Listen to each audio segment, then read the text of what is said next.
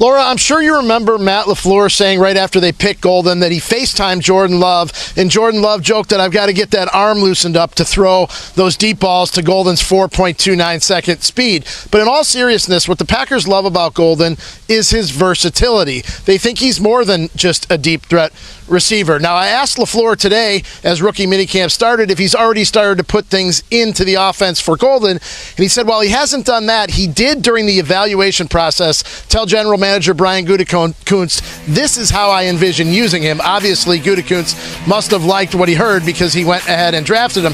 But LaFleur said one other thing. He goes, I know that there's going to be something positive that pops up that we're going to see that we didn't see on tape that we'll be able to use with Golden. And he's going to start that process here at rookie minicamp when they hit the practice field tomorrow. Now, one note, Laura, about a veteran, the ongoing saga between the Packers and Jair Alexander. They're all pro cornerback. Is he going to play here? Is he going to get cut? Is he going to get traded? LaFleur did say that Alexander was not here this week for the voluntary in-person team activities. That's interesting to note because Alexander did take part last week when they did things virtually. They kept the players away because of all the stuff around here with the draft and logistically. So Alexander was part of the virtual stuff but was not here in person this week. Yeah, really interesting to keep an eye on. Jeremy Fowler has an update on that in just a bit. And I must say, Rob, Lambeau's looking gorgeous today, okay, as you well know. All right, the Packers have done their best to put solid pass catchers around Jordan Love over the last 4 drafts. They've taken 7 pass catchers in the first 3 rounds, 5 wide receivers and 2 tight ends. However, Matthew Golden is the first receiver they've drafted in the first round since 2002, and it's the first time they've taken 2 wide receivers in the first 3 rounds in the common draft era. Somebody's going to say, Aaron Rodgers, saying, where was that when I was here? Anyway, Tim, a lot of receivers for Jordan Love. What do you think, though, specifically about the addition of Matthew Golden?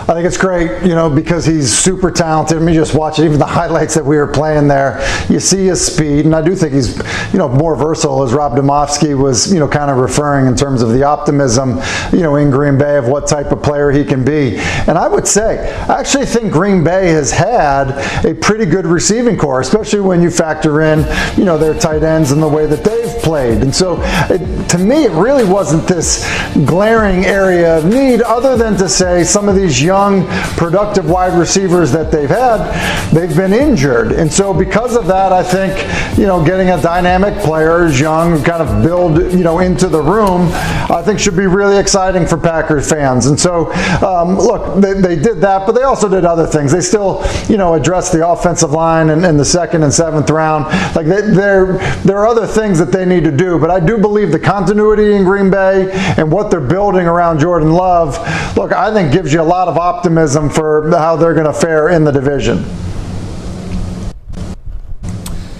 Yeah, listen, Tim brings up a lot of good points. That receiving core is going to be one of the best, one of the more young and dynamic receiving cores in the league. I think defensively, they've continued to add pieces there, and I think that defense needs to continue to elevate. But ultimately, this falls on Jordan Love. And when you talk about Jordan Love, you're talking about a guy who's immensely talented, sometimes can be reckless with the football. And I think if Green Bay ultimately wants to go to where they want to go and vie for a championship and win that NFC North, I think Jordan Love has to play more consistently. No one has ever questioned the talent that he has, but he just needs to be more consistent. If he can do that with all the pieces that's surrounding Jordan Love, this Green Bay Packers team is as good as anyone. Yeah, D-Wood, the Packers and Jordan Love got help with drafting Matthew Golden in the first round, breaking serious precedent. Hadn't taken a wide receiver since Javon Walker in 2002. Why did they do that? One team source told me he was, quote, too good to pass up, because I was told Golden in the process figured he would be in that sort of 10 to 22 range, as high as the Cowboys number 12. He was considered one of the finalists among the teams that they were shaking out. So he had a top 30 visit with the team. Everything. Yeah, and lucky for Jordan Love. I think everyone's going to love what Matthew Golden brings to the table. Now, we promised Jeremy an update on Jair Alexander. You heard what Rob Domofsky said. What are you hearing about him right now? Yeah, Laura, so I was told Alexander and his camp never really expected to be traded, at least up to this point, because in early March, around free agency, the team and the players started discussing some options, like, hey, let's leave the lines of communication open. If we can find a trade that makes sense for the team, we'll do that. So the player talked to some teams, the team talked to some opposing teams to see what the market value would be. A lot of those teams had interest, but they wanted to wait until after the draft. And now they're through the draft. There still isn't a lot of momentum for any sort of deal for Alexander, who, despite being a top 10 cornerback in the league for a long time, is due $17.5 million. Durability is a major issue. So the common sense here might just be that both sides can talk about a new reworked package maybe. Yeah. Perhaps the Packers can get some salary cap help, get that number down a little bit if Alexander would be willing to do that. Whether he is or not is remains to be seen. Again, Rob Domofsky reporting that he was there for virtual meetings that the team had last week during the draft and then has not been here with the voluntary workouts. We'll keep an eye on that. All right, to our next rookie camp going on today. That's in Philly. The defending champs bolstered their defense with Jahad Campbell and 5 other defenders who are all out on the practice field today. Pretty cool. The Eagles enter the 2025 season looking to become the 10th team ever to repeat as Super Bowl champs. Overall, there have been 16 instances of a team returning to the Super Bowl the season after winning it. The Eagles will have to get back there without their offensive coordinator from last season, of course, Kellen Moore. Damian, Howie Roseman keeps rebuilding the Eagles team in the draft. Is that enough, though, for them to repeat? Because they have lost a lot of guys, too, in free agency and otherwise. Yeah, listen, some of those guys have graduated from the program, but the one thing that Howie Roseman has always done is a master at restocking. Sometimes with Howie Roseman, he's zigging while everyone is zagging. So he goes out here in the first round, he gets Jahad Campbell, the linebacker out of Alabama. And you're talking about, a guy who's just, ultra athletic, fast, comes downhill. And then all the other picks that they added on the defensive side of the football. So, yes, while they've lost some players on the defensive side, but they continue to restock and retool. And the one thing about this Philadelphia Eagles team, they're strong in all the right places that you need to win football games. They're strong in the trenches. They got elite players on the perimeter, and obviously we know the Super Bowl MVP and Jaylen Herz. So, this organization from the top down is one of the elite franchises, and they're going to be one of the front runners in 2025. Indeed, with the retooling by taking young, talented players on defense. You mentioned Campbell. They now have at least 7 starters on the defensive side of the ball on rookie contracts. And Campbell was just great value. He is a luxury at that point, number 31 or 32 overall, falling to them essentially. I talked to several teams that saw him as a top 10 overall talent in the entire draft. It was essentially a durability issue. How long can he play based on the various injuries he's had? He's got a shoulder issue that could cost him some time. But the Eagles figure, hey, if he misses time, it's going to be great for us. That is all good. But Howie Roseman is breaking precedent here. The Eagles had not drafted a true linebacker since 1979 in the first round. They had never done it, didn't prioritize the position, typically didn't pay those players a lot. Now Zach Bond got paid, Jahad Campbell in the first round. So they are clearly trusting Vic Fangio after his Super Bowl performance to develop young players at positions he cares about, like linebacker. That was Jahad Campbell, by the way, on the screen, who you just saw wearing number 30. Tim, there's so many ways that it can go wrong for teams, right? We know how hard it is to even get to the Super Bowl. What's the biggest challenge as the Eagles try to repeat? I think surviving losing Kellen Moore. The reality is a couple years ago, the Eagles lost both coordinators and they fell apart throughout the season. And I think it was hard for Nick Sirianni to kind of manage the coordinator changes.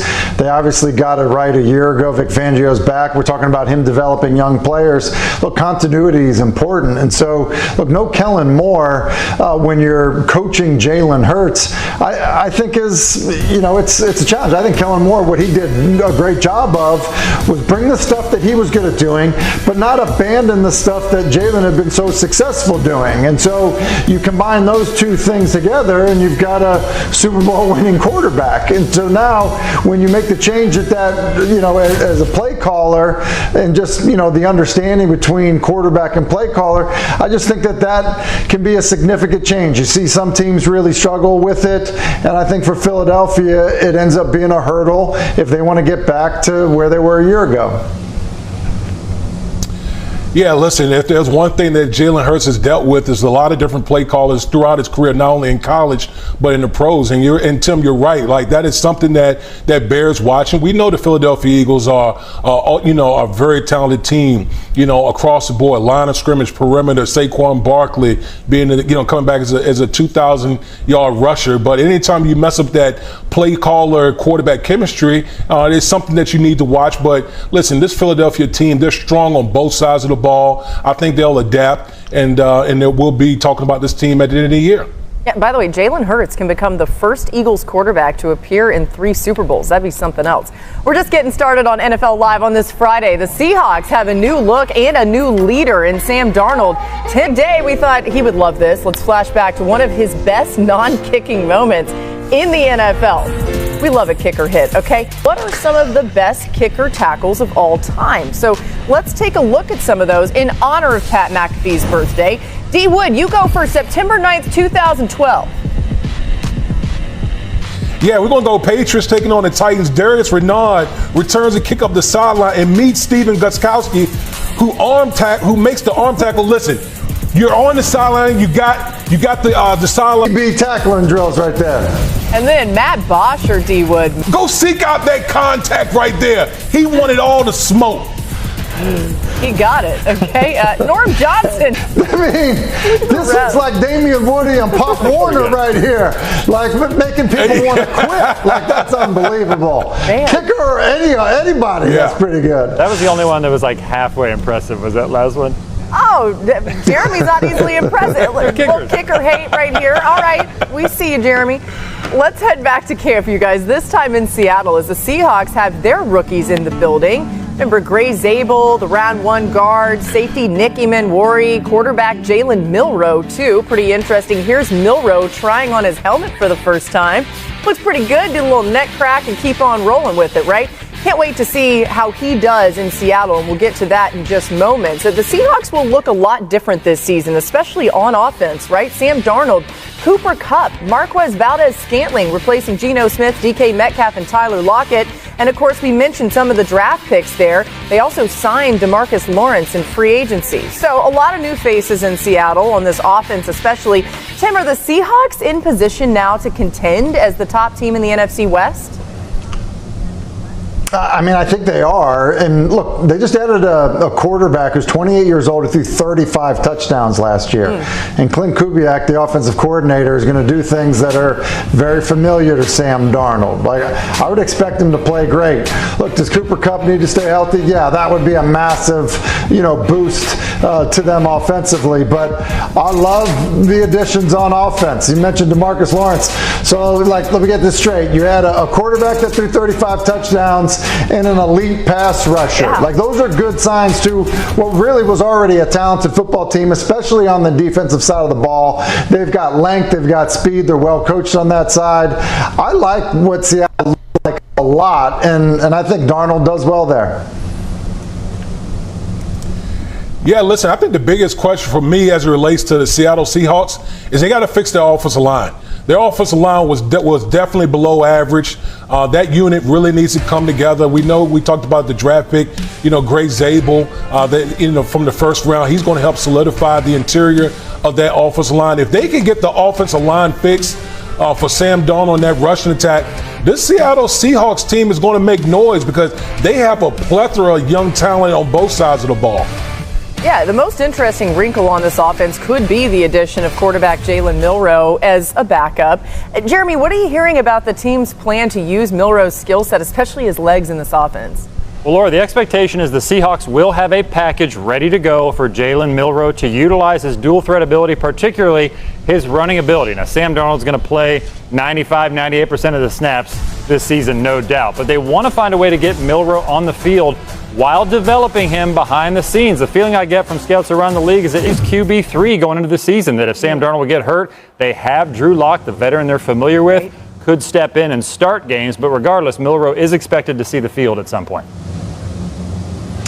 Listen, I don't think it should be a surprise to see this happen around the National Football League. There's so many guys coming to the NFL, that were really good runners because of their size, strength, ability, and then what they're used to doing in the college game in terms of, reading plays where maybe they're handing the ball off, maybe they're the designed runner.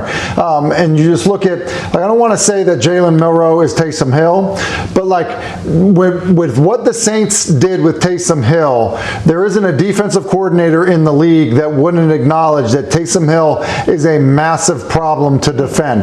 And Taysom Hill at one point was trending to be only a quarterback. And so, look, you never know which direction it'll go for somebody that has got a very unique skill set and how a team is going to, try to develop and design package for him all at the same time. But look, he's one of those players that if you say, hey, if we want to get our most dynamic 11 out onto the field, like there's a pretty good chance you're going to see him in the lineup. Yeah, according to ESPN Bet, by the way, the Seahawks win total set to 8.5. Tim, you're taking the over, right? I mean, at 8.5, since we play 17 now, yes. I kind of backed you into a corner, but I love it. All right, we got a lot more coming your way. Trey Henderson and the Bengals appear to be at a stalemate on a contract extension. I've checked in on this today, and sides are sort of waiting. Not a lot of movement on this front. The Bengals do want to extend Henderson. Henderson wants to be a Bengal. They want to work something out, but they know that there is work to do based on this ballooning pass rush market, well above $30 million per year. The Bengals did draft pass rusher Shamar Stewart in the first round. That should not affect their Hendrickson plans, I'm told. And you got George Pickens. Trade talks or any sort of buzz around that has cooled. There was a little bit of smoke out of the draft, but I was told that Pickens, in the end, wants to be in Pittsburgh. Sort of flirted with a trade request, but in the end, loves Mike Tomlin, wants to be a part of things. And from the Steelers' perspective, they want to keep all their arsenal intact because of the quarterback situation. They want to look attractive with the wide receivers. Well, there you have them. Aaron Rodgers. You like that segue? I do. So, I continue to hear that the Steelers remain optimistic here. They passed up on Jackson Dart in the first round, a quarterback they liked. They passed on Shedeur Sanders multiple times, a quarterback I was told they liked as a point guard distributor, at least they were somewhat comfortable with. Passed on him, took Will Howard in the 6th round. So all signs continue to point to Rodgers being in Pittsburgh, but it's his first foray into free agency in his 20-year career, so there will be no bold predictions right now. And as Rodgers said when he was on the Pat McAfee show, which is the most recent time we really heard from him, he's not in any rush to make anything happen, so we all wait and see Plenty of time. if anything will happen. All right, speaking of quarterback situations, this one's a little more figured out in some ways. Let's zero in on the Giants. Russell Wilson and Jameis Winston already in the QB room, as you see there, them taking Jackson Dart in round 1 of this year's draft. Now, many have said on this show Dart shouldn't play right away. Here's Joe Shane, the GM, on the plan for Dart this season. We went through with Josh Allen. We had a little bit different quarterback room at the time, but he was going to sit his rookie year, and then halftime of the opening game, we were getting smoked by Baltimore, so we put him in, and the rest was history. So that plan didn't go as well, but we didn't have a Russell Wilson or Jameis Winston in the room. So again, Jackson's going to come in. He's got to learn the offense. There's a lot to learn. These NFL offenses are hard to grasp and pick up, and then be able to go out and execute. So, the ability for him to learn and sit behind 2 consummate pros already will be beneficial for him. And then, if his numbers call and he has to go out and execute, he's going to need to be ready. Anybody else kind of sense he's leaving the door open there to see him a little earlier? I don't know. We'll see. It's not often that a quarterback picked in the first round does not start at all in his rookie season. From 2015 to 2024, there were 35 first-round quarterbacks. You see a couple of them on the screen there. Just 2 of them didn't start a single game their rookie year. One of them was J.J. McCarthy, who was hurt last season. The other was Jordan Love, who was sitting behind Aaron Rodgers. So it kind of shows you that it's likely we'll see Jackson Dart at some point. Jeremy, what are you hearing about the Giants' plans at QB? That the stage is set for Jackson Dart to sit an extended period, and that's ultimately what the New York Giants want. Russell Wilson's in pole position to be QB1. It's similar, I'm told, to his Pittsburgh situation, that the job is loosely yours. As long as you continue to produce and earn it, then you can keep it. Now, we know in the NFL that could change week to week in a hurry, but the fact that they added Jameis Winston as well, the fact they feel stronger across the roster, particularly on defense, where that defensive line should be really good, they feel like they can win games with just capable, turnover-free quarterback play, that they don't really have to rush this. The feeling I get talking to other teams is that Dart was one of the quarterbacks in particular that did need some time coming from Ole Miss system. So we'll see. Pressure could change things, but for the most part, their blueprint is to sit Dart for a while. Yeah, it's a totally different story if they're not doing well and the fans start clamoring. Tim, you think Russ makes it through the season with Dart there?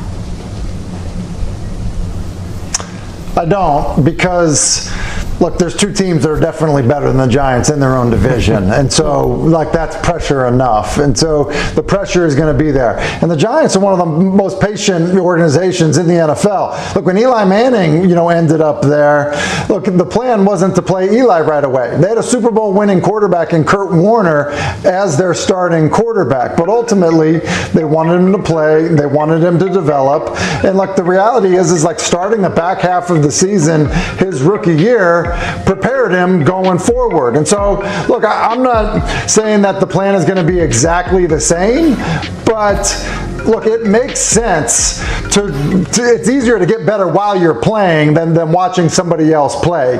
He's got all kinds of talent, Jackson Dart does. He's got plenty of time on task. He's not one of these quarterbacks that's come into the NFL with 20 snaps or 20 starts under his belt. He's experienced. I don't think there's any question we see him as the starting quarterback at some point this season for the New York Giants. All right, now wait a second. I think our viewers are pretty smart cookies, but just in case you missed it, Tim was in all those vintage Eli. But there we go. Thank you very much.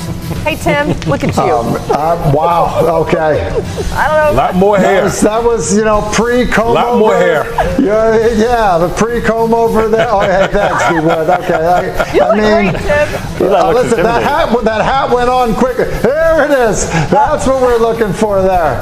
Looking like that's a tough look there. It's not an athletic look, not at all. No. Here's what we say about Tim is the fact that your head looks great, so you're lucky because not everybody can say that. All right, go ahead, D. Wood. What do you think about the Giants situation at quarterback? Yeah, listen. I don't put a timetable on any of these guys. We've seen guys be successful both ways, whether they play right out of the gate or guys that sit a while. I think it really depends on the prospect, how well they digest information and goes out there and applies it on the field. I'm old enough to remember in 2012, Russell Wilson, a rookie, coming in and dethroning Matt Flynn, who had just got paid by the Seattle Seahawks. And he became the starting quarterback his rookie year and went on to win Rookie of the Year. So I think it all depends on the quarterback. I know the Giants, want to sit him and let him develop. But, again, to me, it depends on the prospect. Yeah, he's also super competitive. Not that changes everything, but he's going to be really motivated to try to learn this offense quick. You guys are going to love this, okay? New on NFL Lives, we get closer to the Kentucky Derby coming our way. The Panthers wide receiver Xavier Legette hanging out with some horses ahead of the Kentucky Derby. And check this out. Smiling for you. You got to smile. He's got him smiling. Look at him. Make sure you get a smile. Smile one more time. Oh, that's a great smile. D-Wood, I like it. D-Wood That's really me all like the way. I love that. Yeah. Yeah, I'm a country boy, so I like that. That's right up my alley. It's so cute. All right, here's Legette, too. He just caught up with Marty Smith at the Derby a little while ago, was asked if he could ride one of these Derby horses. Listen to this. How do you think you two would do on one of those horses you saw back there on the backside this morning? Man, all I need is a couple training, man. Get the feel for these kind of horses because, these way different than what we ride, man. We got them standardbreds, these thoroughbreds, they way faster than what we ride. Just give me a couple days on it. Let me get used to it. I'll be able to do it.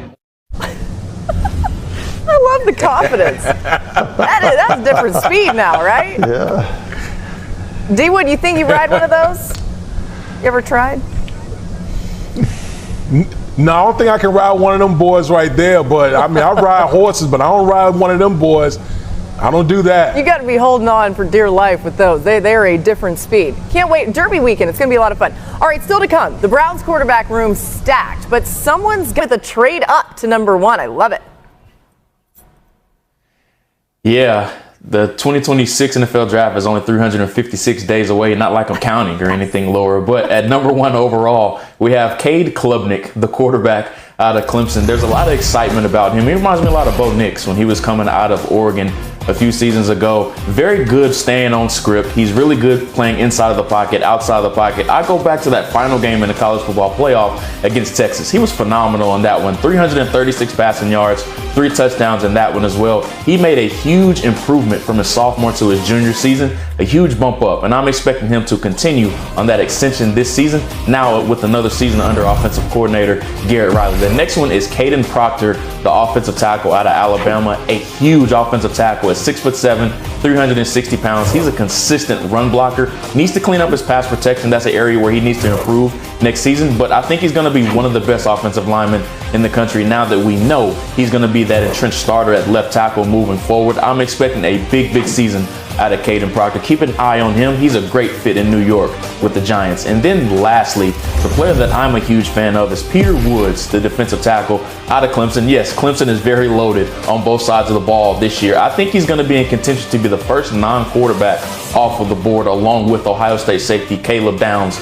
Peter Woods at 6'3", 315 pounds, very reminiscent of Christian Wilkins when he was coming out a few seasons ago. Very bouncy athlete, very stout at the point of attack as well. They primarily rush him off of the edge, surprisingly, but I think they're going to play him more inside next season. So look for him to be the first non-quarterback off of the board in 2026. Now, some other guys at the position at quarterback that scouts are already really excited about. Lenore Sellers of South Carolina. It would not be surprising if he ends up putting himself in contention to be the #1 overall pick. Reminds me a lot of Donovan McNabb and a more polished Anthony Richardson. Really good athlete, but still needs some refinement as a passer. Some other names, Garrett Nussmeier out of LSU. There was a lot of excitement about him early on in the season, but he tapered off a little bit as the season went on. Had 4 games with multiple interceptions, but a lot of scouts are excited about him coming back for another season. And then Drew Aller, a big quarterback at 6'5", 238 pounds out of Penn State. There was a lot of excitement about him, and some people thought he even could have came out of this past year's draft and being that first-round selection. Going back to school another year, his completion percentage went up from 60% to 66.5%. He's done a good job developing under offensive coordinator Andy Kotelnicki. And it does show you, I know it's early, but next year's quarterback class is loaded. And that's 4 quarterbacks you have there in the top 8 picks, Jordan. But we didn't see Arch Manning in there. And some fans are like, what in the world? Why is that? Why is Arch not there? Yeah, I'm still getting tweets about that on social media. March for Arch, planning for Manning. I hear the phrases already from fans. But turning quarterbacks like Tua Tagovailoa and Mac Jones into potential first-round players, I don't think Arch Manning is going to be in any rush, so it wouldn't be surprising if we don't see him until 2027 or even 2028, Laura. Yeah, it's just not the Manning way either, and he's going to stay in line, I believe, with what his family's done. I'm excited for Texas next season. All right, let's get back to the Browns, who Jordan has trading up to take a quarterback #1 overall in 2026, which is interesting. Here's their quarterback room right now. They have Joe Flacco, Kenny Pickett, and Deshaun Watson. Plus, they drafted both Dylan Gabriel and Shedeur Sanders this year. Of course, Dylan Gabriel was drafted before Shedeur. Tim, how do you see things shaking out with this group? Well, listen, I mean, the reality of it when you see it is like it's hard for 5th-round draft picks to make the football team. It doesn't matter what your name is, especially at the quarterback position. And then when you look at the lineup, you just outlined, Joe Flacco is going to be the day 1 starter. That's why he's there. But he's also hasn't started, a full season in 7 years. And so Kenny Pickett is very valuable because Kenny Pickett started games for the Super Bowl winning, Philadelphia Eagles a year ago. He's got a tremendous value as a backup in the National Football League. So this idea that you just ship Kenny Pickett off and go with 2 rookie quarterbacks behind Joe Flacco, I don't think that Kevin Stefanski is going to feel great about doing that. And so then I think when you look at, Dylan Gabriel, look, he's a better prospect in the eyes of the Cleveland Browns. They took him 2 rounds earlier than they took Shedeur Sanders. So there aren't enough reps to go around. I think people need to understand this. You could have a period in practice where you have a 14-play 7-on-7 period. Well, like the starter Flacco is going to get 7 of them. Then you're going to have 5, that go to Kenny Pickett, your backup. Well, you have 2 reps left that probably go to the 3rd guy. So it's hard. I've lived it as the 4th quarterback at times where you're there, you watch practice a lot. You don't even get a chance to prove that you're good enough to make the team. And I think that's the fear if you're Shedeur Sanders. Yeah, listen, I hate to disagree with my fellow Eagle right here, but if you're the Cleveland Browns, first of all, we know what Joe Flacco is at this point in his career. The last time we saw Joe Flacco in the Cleveland Browns uniform, he was out there throwing picks to the opposition, the Houston Texans. We know what he is. Kenny Pickett has been on 3 teams in what, a year time or whatever it is, 2 years. We know what Kenny Pickett is. If you're the Cleveland Browns, you have 2 first-round picks in 2026. I think the priority has to be what we need to evaluate both of our draft picks, both Dillon Gabriel and Shedeur Sanders, to see if either one of those guys can possibly be the quarterback solution. Because if either one of those guys hits, then that just only increases the values of those two 2026 draft picks in the first round. So I think the focus should be on the rookies. We know what the veterans are right now. Listen, Wood, I don't disagree with you that your assessment of Flacco and Pickett, I agree with. I think you're right. You also have a staff and an organization that's like, we got to try to win some games, and so we're going to do it with a guy that it went 3 rounds before someone felt comfortable picking him, and a guy that it went 5 rounds before somebody was comfortable picking him. Like, we're going to roll into the season with those 2 guys. And look, I'm not saying that a team can't keep 4 quarterbacks. We've seen it before. At one point, Tom Brady was the 4th quarterback on a roster, behind Bledsoe, Heward, and Michael Bishop. Like, it can happen. I think that, look, Flacco's there for a reason. They're paying him the way they're paying him for a reason. And Kenny Pickett was acquired because he's proved himself to, at a minimum, be a quality backup. So you just run out of time and reps to evaluate young players at the quarterback position. So the Browns look at the roster as value through the prism of value and currency. So that could lead to some trade opportunities when you have 4 quarterbacks to recoup some of the picks that they just gave up for Dillon Gabriel, for Shedeur Sanders, that they felt was too good a value in the 5th round to pass up on. They gave up the 5th round pick to get Kenny Pickett in a trade. And so if one of them plays well in the preseason, it could lead to some opportunities somewhere else where they take that number from 4 to 3. And you mentioned Gabriel, Tim. I was told in the draft, even in the days leading up, from other teams that the Browns were really high on Gabriel and that his ability as a passer and feel for the game, a lot of teams were high on, more so than maybe the media. He's just very small and probably limited as a skill set compared to some other players, but Browns really like the player. It's interesting. I mean, you never know which teams may end up needing a quarterback that don't need one right now. Things can change for sure. But, Tim, I think that view into what it's actually like splitting up reps is really important for people to pay attention to and how they think about all of this. Of course, we'll continue to keep an eye on what the Browns do. Coming up next, let's do right on the 50, little campfire. Jerry Jones still trying to build these Cowboys into a Super Bowl winner, and their latest draft class is in there, starting rookie camp today. Tyler Booker there, of course, and here's a few needs that they address. They ranked 24th in pass. Oh, we're going to hear from Tyler Booker. My bad. Here he is. Here's what he said today. That this rookie contract is just, Lord willing, the first of a couple that I have coming in front of me. So I was just focused on getting to work. I wasn't too worried about the little extremities. That's stuff for my age to worry about. So I told her, I was like, look, let's get this thing done. I'm ready to get to work. Like, I always wanted to be a professional football player. I've always wanted to win Super Bowl. So now I'm just worried about helping my team win, being an asset to my team. Yeah, I'm in the NFL now, but what am I going to do in the NFL? That's what matters.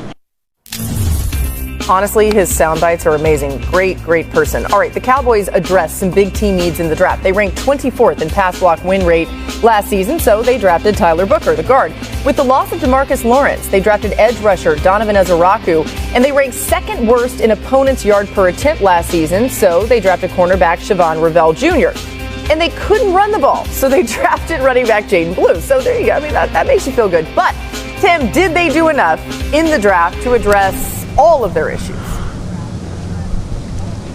Yeah, no, they didn't. And in fairness to the Cowboys, because you just outlined it great, Laura. When you look at it, it's look, there were needs, and then look, and presumably they're drafting good players to fill the void and the needs that they have there. Look, when you look at some teams, Cowboys would be one of them. I think there are a couple other teams. Patriots would be one of them. One swing of the hammer is not going to fix it all. It's not going to be one pass through free agency. It's not going to be one pass through the draft that all of a sudden you go, yep, we fixed it. So some of the criticism of, well, you didn't get Dak a wide receiver. It's well, if you did get him a receiver, were you going to get him the left guard that you needed to get him? So listen, I think the Cowboys did a good job. I don't think you can really ever fault them for the talent they bring in. I think they do a nice job of that. I just think we're a team with how things have kind of shaken out and where they are with their quarterback and his contract, that, look, you're going to have to be patient in terms of the turnaround.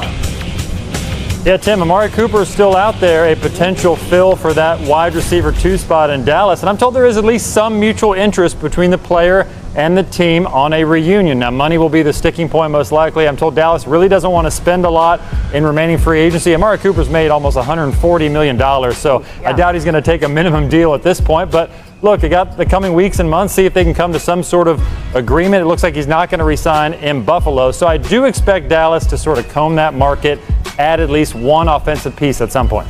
Yeah, D-Wood, is Cooper enough to fill that number 2 spot in Dallas? Yeah, I mean, listen, he's getting up there in age. He's obviously, the Cowboys are very familiar with Amari Cooper, being that he played with the Dallas Cowboys. But listen, Laura, they need someone opposite CeeDee Lamb. It's just been like just barren at the number 2 receiver for the Dallas Cowboys, and it just makes it so much, for opposing defense, makes it easier when you get to scheme up CeeDee Lamb when you don't have a threat opposite him. So whether it's Amari Cooper or trade or something, they need to address that in order to get the most out of this passing game. Jeremy, where do things stand with Micah Parsons getting a new deal, by the way? Well, I'm told Dallas has not ramped up negotiations with Parsons' agent as of yet. So they plan to, they want to, they've essentially budgeted for this. They know what the market is. It's going to be well above $35-40 million per year.